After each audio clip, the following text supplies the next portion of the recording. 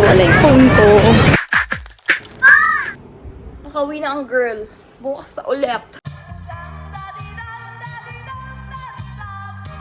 Hello, good morning. So ngayon ay biglaan, pupunta ako ng Singapore. Kasi si Mama ay mag-delay over siya doon bago siya pumunta ng Dubai. At nalulungkot siya sa 23 hours na wala siyang kasama. So 3 days ago, nag-book ako ng pa-Singapore. So actually, Cebu Pacific yung sasakyan ko. Mas mura kapag Jetstar, pero dahil hinahabol naman yung oras na magkasunod lang kami para sa airport kami, sabay lalabas. Pabag-trap na lang ako kasi nagbayad na ako ng tax, tapos nag-check-in na ako. Habang inaantay natin yung boarding gate, aalawin ko na lang kami what's inside my bag.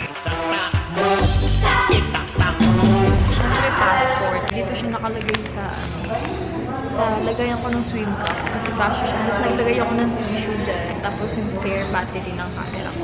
Tapos face mask na pabao ng tita ko. Wallet, mentos, katingko. Sa katingko siya. Ballpen, alcohol, lipstick, panali ng buhok. Yun lang, yun na yun.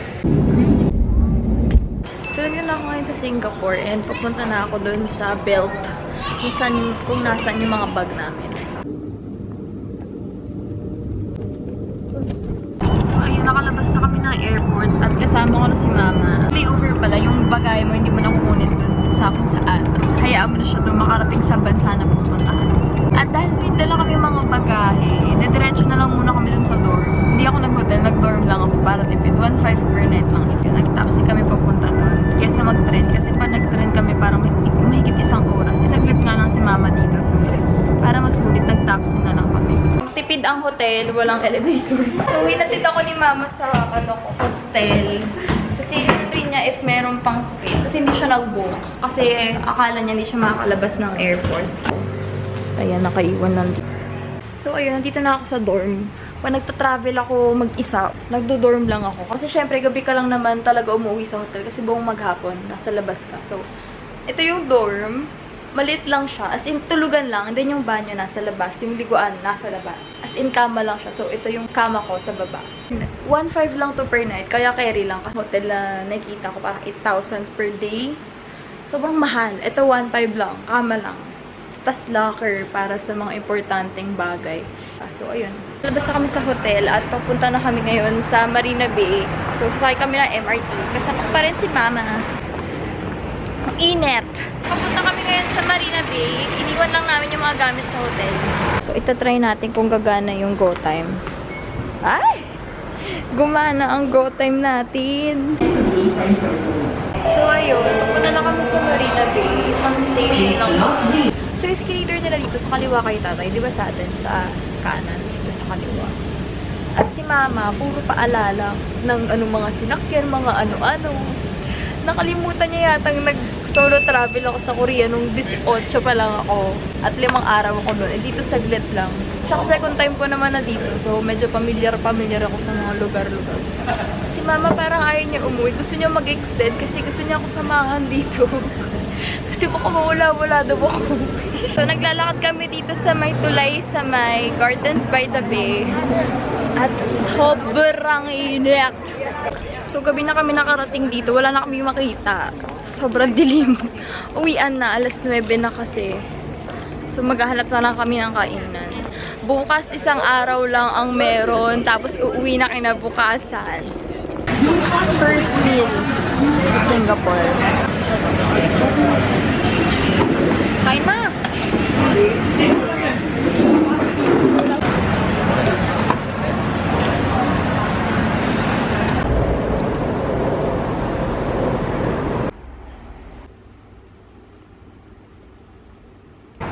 Magandang umaga. Hindi ako pag-vlog sa kwarto kasi tulog pa yung mga tao. At, ay, naliwanag. Parang kinukuha na.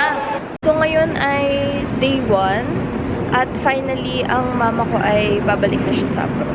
Ano finally? I mean, tapos na yung layover niya. At sinisipon ako. Bago siya bumalik doon, magkikita muna kami.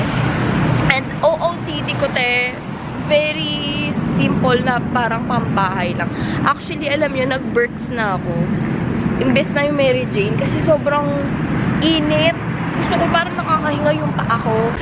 So, since sobrang aga pa, sarado pa yung mga tindahan at kung ano-ano. Maghanap lang muna kami ni Mama ng kakainan. So ngayon papunta ako sa dulong station nito. Long slide. Sa may mga beach. Hindi na sumama si Mama kasi mainit at ayaw niya nga nainitan dahil high blood siya. So pag nainitan siya, tumataas yung dugo niya. Tsaka nagpapahinga na siya para sa flight niya. At sabi niya, balikan ka na lang daw siya. So pupunta tayo doon ngayon.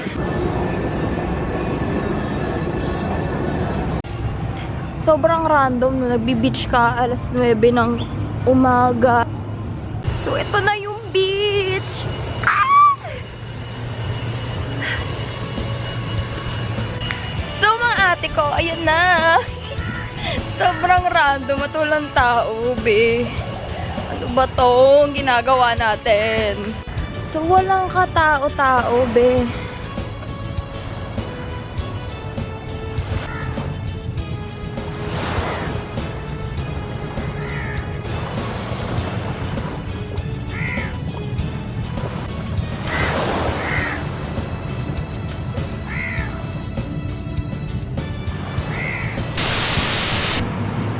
So, by the way guys, libre mag-swimming sa Siloso Beach. Libre. So, kung gusto nyo, pumunta kayo doon, mag-swimming kayo, magdala kayo ng pamalit. Libre. At marami rin kainan sa paligid. Pero sarado pa. Time check. Mag-aalas 10 pa lang, 9:30. Pero mga sarado pa sila. So, pabalik na ako ngayon sa Universal Studios kasi nandun si Mama. Sabi ko kasi sisilip lang ako, magtatampisaw lang ako. At tapos na tayo magtampisaw, uwian na. So, nandito na kami sa Universal Studios. Ayan. Kasama ko si Mama at ang kanyang maleta dahil aalis na siya. Isang oras na lang. So, sumilip lang kami dito. Hindi na rin ako papasok kasi pumasok na ako dati dito. At wala naman kaming ginawa. Hindi naman ako sumasakay sa mga rides. Kaya mabuti, huwag na tayong pumasok kasi mag-isa lang din ako. So, ito lang tayo.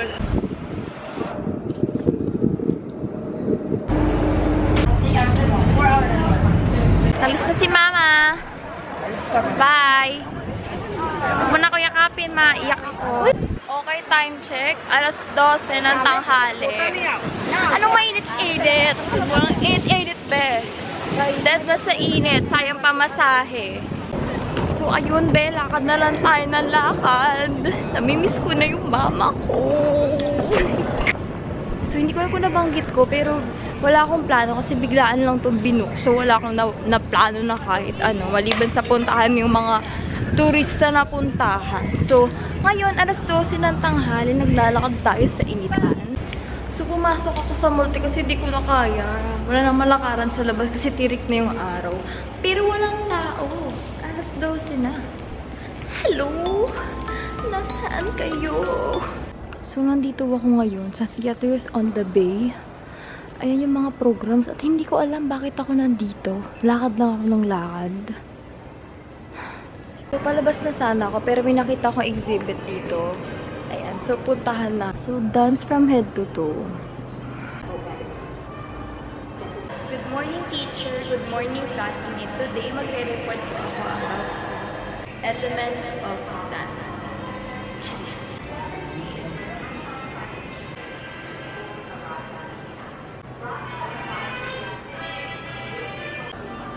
Oras na para mananghalian dahil 1:30 na. Punta tayo ngayon sa Lau-Pasat. Hirap mamili eh. Pag gutom ka, tapos ang dami mo naiisip kainin. Okay, Hainanese chicken ulit, pero roasted chicken. Ayan siya. Tapos Sprite.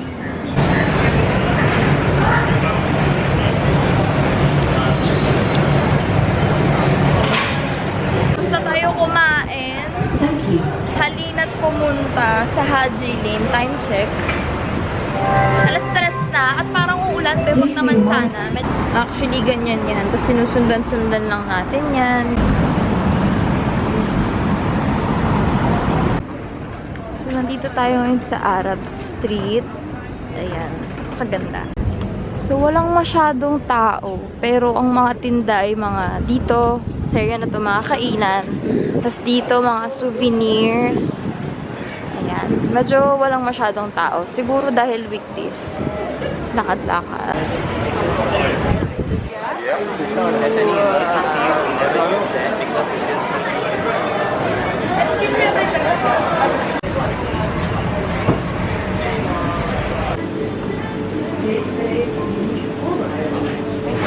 skip ng mga sandok na lapala.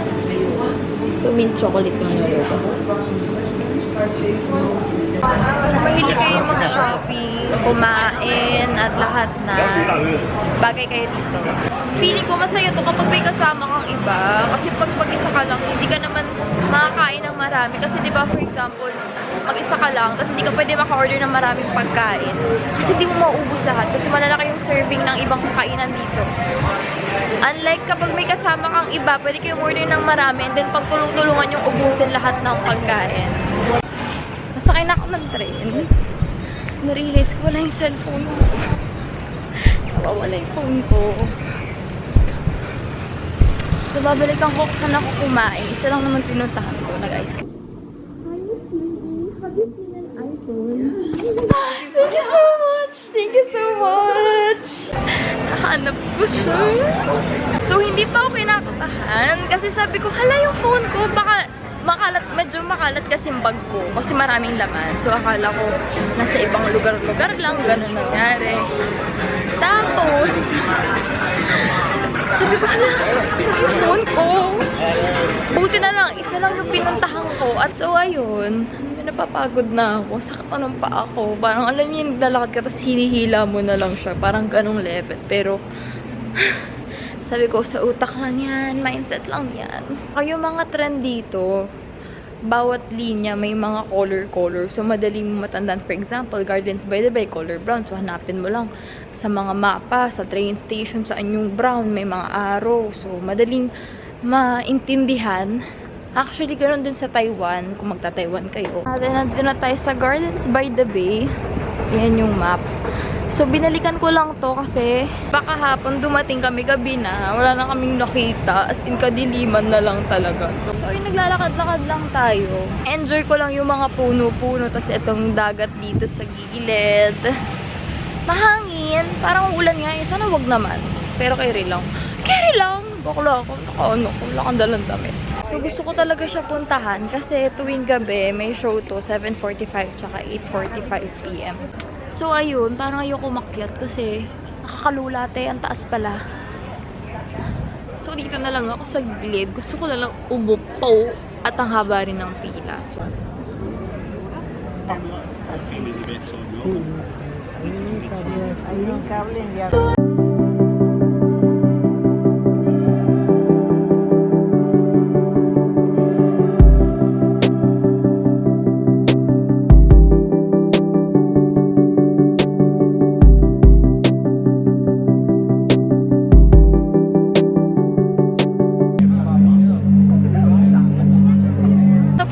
So, at nakapagpahinga yung pa ako ng 1 oras. At pagtayo ko, parang bumibigay na siya. Alam mo yung feeling na parang kang tumakbo ng 10 kilometers tapos hindi ka nag-cool down. Ganun yung feeling niya. Naramdaman ko yung pagod. Tapos parang, alam mo yung pumipitik-pitik na yung pa ako. So, last stop ay Maxwell Food Center. Malapit na dun yung hotel ko. Hotel? Kala mo naka-hotel. Malapit na dun yung dorm ko. At pagkatapos ay uwian na dahil alas 8 na. Ayan, tama. Kain tayo, tapos uwi, tapos tulog. Ligo muna, syempre. Tapos tulog. Napapagod na ako. Dagdag factor na napapagod na ako kasi nararamdaman kong mabigat na yung bag ko. Alam mo yun. Ayan, so ayan yung Helix Bridge. Katapat yan, no? Ayan, Marina Bay Sands. Kasi ito siya. Yan yung itsura niya.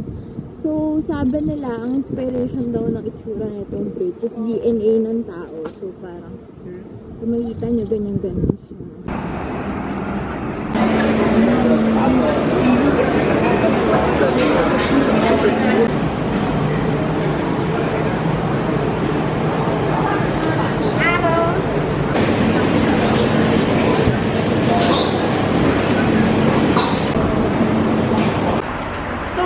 Busog na po tayo at ang sakit na ng paa ko. Please, umuwi na tayo, please.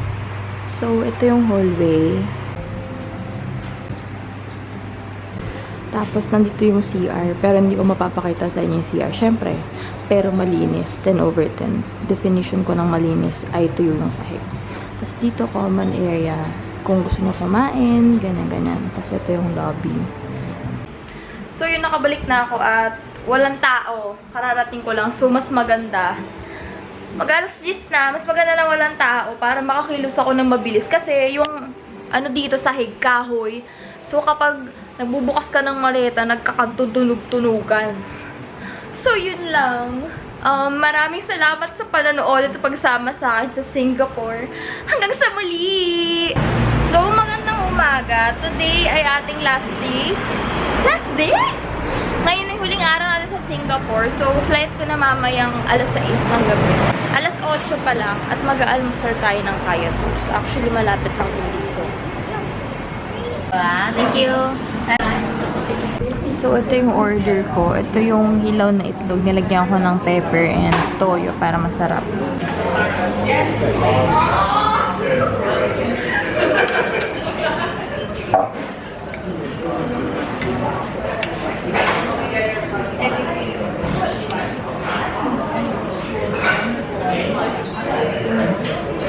Sarap siya kasi naghahalo yung alat ng itlog. Kasi yung itlog nilagyan ko ng toyo.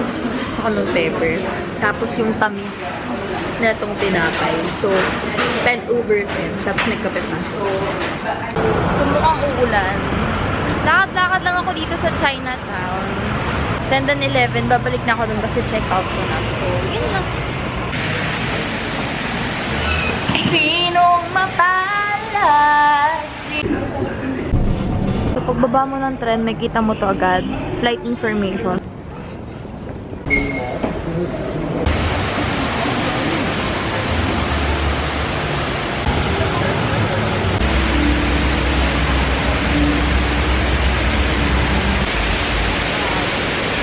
So, ako po ay nasa airport na. Papunta na ako sa aming boarding gate. Kung umabot ka sa video na to, or kung umabot ka sa dulo ng video na to, gusto ko magpasalamat dahil sinamahan mo ko sa buong trip na to.